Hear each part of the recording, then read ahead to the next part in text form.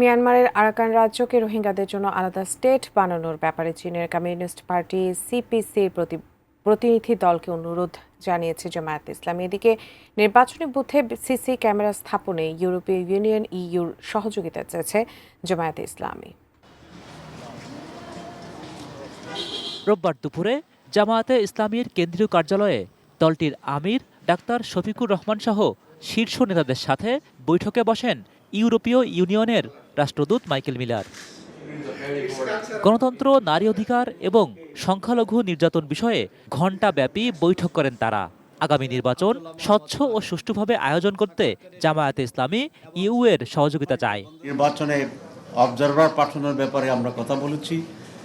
Equal playing field তৈরি হওয়ার জন্যে বিশেষ করে প্রত্যেকটি বুথে ইলেকশনে সিসি ক্যামেরা যাতে সংযোজিত থাকে আমরা এটা প্রস্তাব করেছি। তারা এই প্রস্তাবকে এনকারেজ করেছে।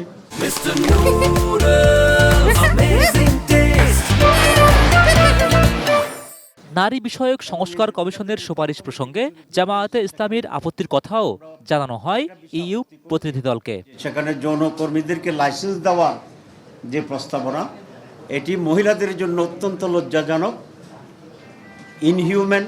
বিকালে রাজধানীর একটি হোটেলে সফররত চীনের কমিউনিস্ট পার্টির প্রতিনিধি দলের সাথে বৈঠকে বসেন জামায়াতে ইসলামীর প্রতিনিধি দল। রোহিঙ্গা সংকটের আপাত সমাধান না খুঁজে স্থায়ী সমাধানের পথে হাঁটার অনুরোধ করেন তারা।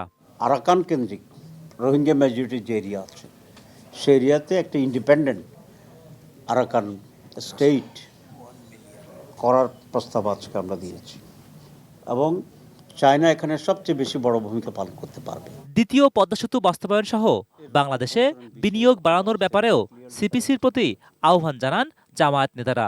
আমরা তিস্তা ব্যারেজের ব্যাপারে স্পেসিফিক্যালি বলেছি এবং সেকেন্ড পদ্মা ব্রিজ যে ইনভেস্ট করার জন্য আমরা বলেছি। Zahid Hossain, ATN news, Dhaka.